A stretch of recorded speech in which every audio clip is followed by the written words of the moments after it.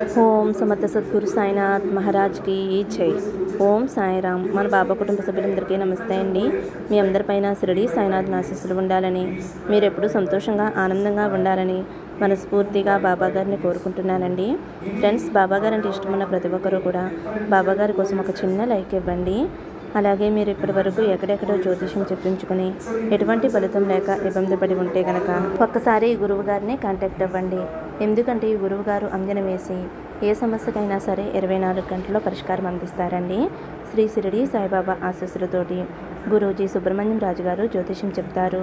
మీ సమస్య ఏదైనా కావచ్చు. భార్యాభర్తల మధ్య సమస్యలు, ప్రేమ సమస్యలు, సంతాన సమస్యలు, విద్య, ఉద్యోగం, వ్యాపారం, స్త్రీ పురుష వశీకరణ 100% చేయబడును. మీరు ఒక్కసారి నమ్మకంతో ఈ గురువుగారికి కాల్ చేయండి. ఈ గురువుగారి దగ్గర చూపించుకున్న వారందరికీ కూడా వారి సమస్యలు అనేవి తీరి ఇప్పుడు చాలా సంతోషంగా ఉంటున్నారండి. మీ సమస్యలు తీరడానికి బాబాగారే ఒక మంచి మార్గం చూపించారు అని నమ్మకంతో కాల్ చేయండి ఫ్రెండ్స్. మీ సమస్యలన్నీ పరిష్కరించుకుని ఆనందంగా సంతోషంగా ఉండండి. ఇంక ఈరోజు వీడియోలోకి అయితే వెళ్ళిపోదామండి. మన బాబాగారి సందేశం. మన బాబాగారు ఏమంటున్నారంటే, బిడ్డ, ఒక్కసారి ఇది విను తల్లి. నిన్ను ఏడిపించే వారి ఆట కట్టిస్తాను. తప్పకుండా వినమ్మా. అలాగే నువ్వు కోరింది నీ చేతిలో పెడతాను అని అయితే మన బాబా గారు మన అందరి కోసం ఏదో తెలియని సందేశం అయితే తీసుకువచ్చారండి. మరి మన బాబా గారు ఇలా ఎందుకు చెబుతున్నారో ఆయన మాటల్లోనే తెలుసుకుందాము.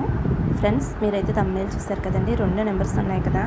మీరు బాబా గారిని తలుచుకుని ఒక నెంబర్ అయితే మనసులో అనుకోండి.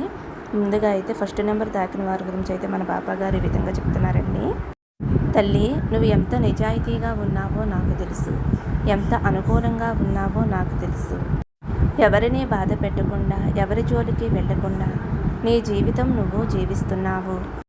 కానీ నిన్ను చుట్టుముట్టి నీ చుట్టూ ఉన్నవారు నీ జీవితం గురించి వేడుక చూస్తున్నారమ్మా. చూసేదానితో ఆపకుండా నిన్ను హేళన చేస్తున్నారు కదా. ఒక దెబ్బ కొడితే ఓర్చుకుంటావు, కానీ మాటలతోటి తోటాల్లా పొడుస్తున్నారు. నిన్ను చితక్కొట్టే ఆయుధంగా వారి నాలుక పనిచేస్తుంది కదమ్మా. నిప్పులాగా మాట్లాడే మాటలకి తట్టుకోలేక ఆ వేడికి కాలిపోతున్నావు కదమ్మా. ఎంత ధైర్యంగా ఉన్నా సరే కొన్నిసార్లు కన్నీరు కంపల్సరీ అవుతుంది తల్లి నీకు. అందరినీ నవ్విస్తూ అందరితో కలిసి ఆనందంగా ఉంటావు, కానీ కొన్నిసార్లు కొందరు నీకు కలిగించే బాధ, కష్టం నిన్ను మార్చేస్తుందమ్మా. నిన్ను నీ ప్రేమని చిన్నచూపు చూసి నీ జీవితాన్ని విమర్శిస్తూ ఉంటే నువ్వు పడే వేదన వల్ల నీ శక్తిని కోల్పోతున్నావు తల్లి. అప్పుడు కూడా నీ కోపాన్ని కన్నీటి రూపంలో బయటికి పంపుతున్నావు, కానీ ఇతరులని ఏమీ అనవు. మనసారా నువ్వు కోపం అనేది తెచ్చుకోవు కదా. నీ గురించి నువ్వు తలుచుకుంటూ దిగులుగా ఉంటున్నావు. మిగతా వాళ్ళని పట్టించుకుని నీ బాధ వారికి అర్థమయ్యేలా చెప్పవలసిన అవసరం లేదు తల్లి. నీ కన్నీటికి కారణమైన ప్రతి ఒక్కరికి కూడా తగిన గుణపాఠాన్ని నేను వారికి చెబుతాను. వాళ్ళకైన గుణపాఠం వల్ల వారి తప్పు తెలుసుకునేలా చేస్తానమ్మా. జీవితం యొక్క అర్థం నా అన్న వాళ్ళ యొక్క ముఖ్యార్థం వారికి తెలిసేలా చేస్తాను. కింద పోసిన నీళ్లను చవరలేము, అలాగే మాట్లాడే మాటలను వెనక్కి తీసుకోలేము. నీ దగ్గర వదిలిన మాటలు వారికి అర్థమయ్యేలా చెప్తాను. వాళ్ళని, వాళ్ళు చేసే పనులు అన్నీ కూడా నా దగ్గర అప్పగించమ్మా. దాని గురించి నువ్వు కొద్దిగా కూడా ఆలోచించవలసిన అవసరం లేదు. ముగిసిపోయిన కాలం కూడా అంతేనమ్మా. ఒక్కసారి జరిగిపోయిన కాలాన్ని మళ్ళీ వెనక్కి తిరిగి తెచ్చుకోలేము కదా. అలాగే జరిగిపోయిన కాలం నీకు నేర్పిన పాఠాలను అర్థం చేసుకో, గుర్తుంచుకో తల్లి. మిగతా వాటిని విసిరిపాడేసే తల్లి. ఎప్పుడు తండ్రి నాకు చెడు చేసే వాళ్ళకి దండన విధిస్తావు అని నువ్వు నన్ను అడుగుతున్నావు కదమ్మా. నాకు వినిపిస్తుంది తల్లి. నీకు ద్రోహం చేసిన వాళ్ళు, నీకు అన్యాయం చేసిన వాళ్ళని తప్పకుండా వారికి బుద్ధి చెబుతానమ్మా. వారు చేసిన పాపాలు, కర్మలు అన్నీ కూడా తప్పకుండా శిక్ష అనుభవించేలా చేస్తాను. ఈ సాయి బిడ్డని దెబ్బ కొట్టిన వారు తప్పకుండా అనుభవించే తీరాలి. చేతలతో చేసే పాపాల కంటే మాటలతో చేసే పాపానికే ఎక్కువ పాపం చేకూరుతుందమ్మా. ఎవరైతే ఎక్కువగా మాటలతోటి దూషణ చేస్తారో, ఎవరికైతే పాపకర్మల గురించి తెలియదు, వారి కర్మలు వారు తెలుసుకునేలా చేస్తాను తల్లి. నీ బాబా నీకు ఉన్నారు కదమ్మా. నువ్వు బాధపడకు. వాళ్ళ ఆటలను నేను కట్టిస్తాను. వారు చేసిన తప్పులు తెలుసుకునే కాలం అతి త్వరలో వస్తుంది. వారు చేసిన తప్పులకి దండన అనుభవించే తీరాలి. ఆ కాలం అతి త్వరలో ఉంది. నువ్వు అదృష్టవంతురాలివైతే కొద్దిగా ఓపికగా ఉండు బిడ్డా. అవన్నీ కూడా నీ కళ్ళారా నువ్వే చూస్తావు. నిన్ను తొక్కే వాళ్ళ గురించి, నిన్ను మాటలతో దూషించే వాళ్ళ గురించి ఆలోచించి అస్సలు బాధపడకు. వారిని చూసి పరితాపపడు. అయ్యో, ఇంకా తెలియక వారు పాపకర్మలు చేస్తున్నారే అని పరితాపపడు. కర్మలు అనుభవిస్తున్నారు అని వారి మీద జాలిగా చూడు తల్లి. వారి ఆటలు కట్టించే సమయం నేను రాసిపెట్టి ఉంచేశాను తల్లి. నీ సంతోషకరమైన జీవితాన్ని ఆరంభించమ్మా. నువ్వు ఎంతో అదృష్టవంతురాలివి. ఎందుకంటే నీ గురువైన నేను ఎల్లవేళలా కంటికి రెప్పలా నిన్ను కాపాడుతూ ఉన్నాను కదా. నువ్వు ఈ సాయి బిడ్డవమ్మా. ఈ బాబా నీకు తోడు ఉండగా ఇంక నీకు దిగులు ఎందుకు చెప్పు. ధైర్యంగా సంతోషంగా ఉండు అని అయితే మన బాబా గారు 1వ నెంబర్ తాకిన వారి గురించి అయితే ఈ విధంగా చెప్తున్నారండి. ఇప్పుడు 2వ నెంబర్ తాకిన వారి గురించి అయితే మన బాబా గారు ఇలా అంటున్నారు. బిడ్డ, నువ్వు కోరుకున్నదే నీ చేతిలో పెడతానమ్మా. ఒక్కసారి నేను చెప్పేది విను. నువ్వు ప్రతిసారి కూడా తొందరపడి నేను చెప్పేది వినటం మానేస్తున్నావు. వినకుండా పాటించకుండా ఉన్నావు. ఈసారి మాత్రం నేను చెప్పేది తప్పకుండా విను. నీకు ఎన్నోసార్లు, కనీసం 5 సార్లైనా నీకు చెప్పి ఉంటాను. తొందరపడి నా మాటలు అశ్రద్ధ చేయవద్దు అని. నీ కష్టాలన్నీ తీరి నువ్వు కోరింది నీ దోసెట్లో చేరవేసే ఒక రోజైతే వచ్చేసింది తల్లి. కాబట్టి శ్రద్ధగా వినమ్మా. నీ కష్టాలన్నిటినీ కూడా దూరం చేసి సంతోషం అనే పూమాల నీ మెడలో వేయబోతున్నాను. ఆనందం అనే ఒక పూబంతిని నీ చేతిలో పెట్టబోతున్నాను తల్లి.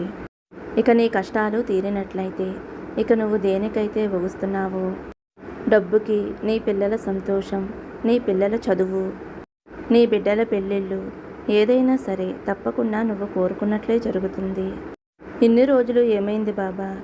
ప్రతిరోజు కూడా నిన్నే ప్రార్థిస్తున్నాను కదా. ఎందుకు ఇన్ని రోజులు ఆ కష్టాన్ని ఇచ్చావు?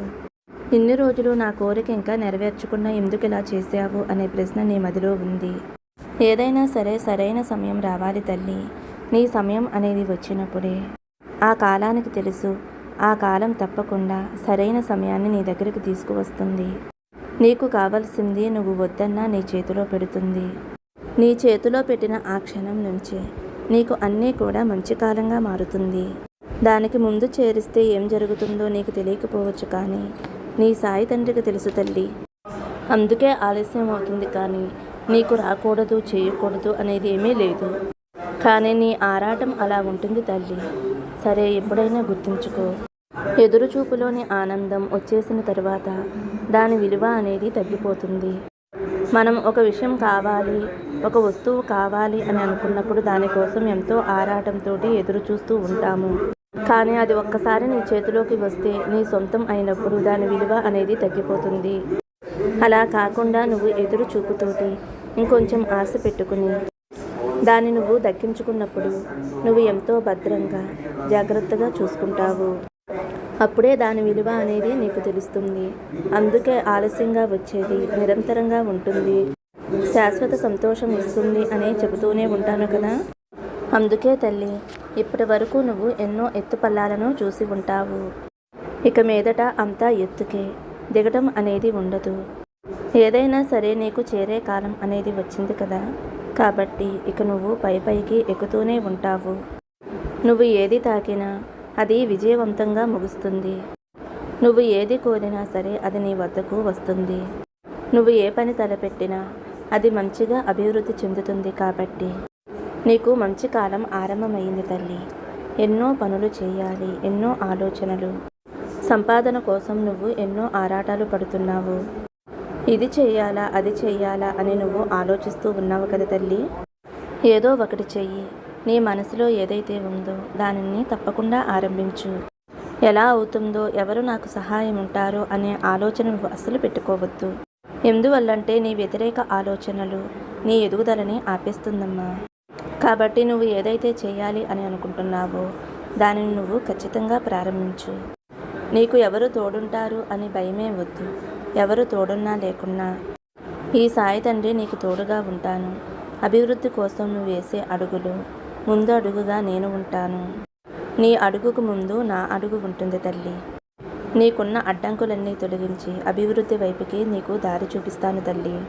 కాబట్టి ఎవరు నీకు తోడున్నా, అండగా ఉన్నా, లేకున్నా నీ సాయి తండ్రిని నీతో ఉంటాను అని నీకు వాగ్దానం ఇస్తున్నాను కదమ్మా. కాబట్టి నీలో సంకల్ప బలం గట్టిగా ఉంటే నువ్వు అనుకున్నది తప్పకుండా సాధిస్తావు. నువ్వు ఏదైతే చేయాలి అని అనుకుని మొదలుపెట్టకుండా ఉన్నావో దానిని తప్పకుండా మొదలుపెట్టు. ఖచ్చితంగా నువ్వు విజయవంతమవుతావు. ఏదైనా సరే ప్రయత్నం అనేదే కదా మొదటి మెట్టు. ఆ మెట్టు మీద మొదట అడుగు పెట్టినప్పుడే నువ్వు తర్వాత మెట్టు మీదకి అడుగు పెట్టగలవు. కాబట్టి ప్రయత్నం అనేది ఆపవద్దు. నువ్వు తక్కువ మొత్తంతోనే ఆరంభించు తల్లి. ఖచ్చితంగా నువ్వు లాభాల వైపుకి ఎలా వెళ్ళాలో నువ్వు క్షుణ్ణంగా పరిశీలించి లాభాల వైపుకి చేరుకో. నీలోని ప్రతిభను తీయి. నీలో ఉన్న ప్రతిభని రంగరించి నీ అభివృద్ధికి తోడ్పాటు చేసుకో. ఎందువల్లంటే ఇది నీ జీవితం తల్లి, నువ్వే చూసుకోవాలి. నీ జీవితాన్ని ఎలా తీర్చిదిద్దుకోవాలో నీకు తెలిసినట్లుగా మరెవ్వరికీ తెలియదు. కాబట్టి నీ జీవితాన్ని ఎలా జీవించాలి, ఎలా మలుచుకోవాలి, ఎలా అభివృద్ధి చెందాలి అనే అవగాహనంతా కూడా నీకే ఉంటుంది. ఎన్ని రోజులు జరిగిపోయిన దానికి, నువ్వు పడ్డ కష్టాలకి, అవమానాలకి, అలాగే నువ్వు పడ్డ బాధలకి, కన్నీటికి, నీలోని మదనకి అంతా కూడా ఏమిటి కారణం అని ఆలోచిస్తూ ఉండకు. ఇక మీదట నా జీవితం బాగుంటుంది, నేను తీర్చిదిద్దుకోగలను అనే ధైర్యాన్ని నీలో పెంచుకోవాలి. కాబట్టి నువ్వు నలుగురికి దారి చూపించేలా ఉండాలి. నీది నలుగురికి పెట్టే చేయిలా ఉంచుకో తల్లి. దానికి తగ్గ ప్రయత్నం అనేది చెయ్యి. తప్పకుండా నీకు విజయం అనేది నీకు కలిగిస్తాను తల్లి. అర్థమైంది కదా తల్లి. నువ్వు ఏ పనైతే ఆరంభించాలి అనుకుంటున్నావో ఆ పనిని త్వరగా ఆరంభించు. అది ఉద్యోగమా, వ్యాపారమా, చదువా, ఏదైనా సరే ప్రయత్నించి చూడు తల్లి. పోతే ఏముంది అనుభవం. గెలిస్తే విజయమే కదా. నీ జీవితంలో నువ్వు విజయం వైపు అడుగు వేయాలి అని తాపత్రయం నీలో ఉంది. కాబట్టి ఆ అడుగుని మొట్టమొదటగా నీ అడుగుగా ఉంచి నేను చూపించే బాటలో నడువు తల్లి. ఇదే నీ సాయి తండ్రి ఆశీర్వాదం. ఆచరించు. దేనికి భయపడకు, ఎవరికీ భయపడకు. నువ్వు ఏదైతే చేయాలి అనుకుంటున్నావో దానిని నిశ్చయంగా ఆరంభించు. విజయం నీ వైపే ఉంటుంది. సర్వే జన సుఖినో భవంతు. సమస్తం సద్గురు సాయినాథార్పణమస్తు. శుభం భవతు. జై సాయిరామ్.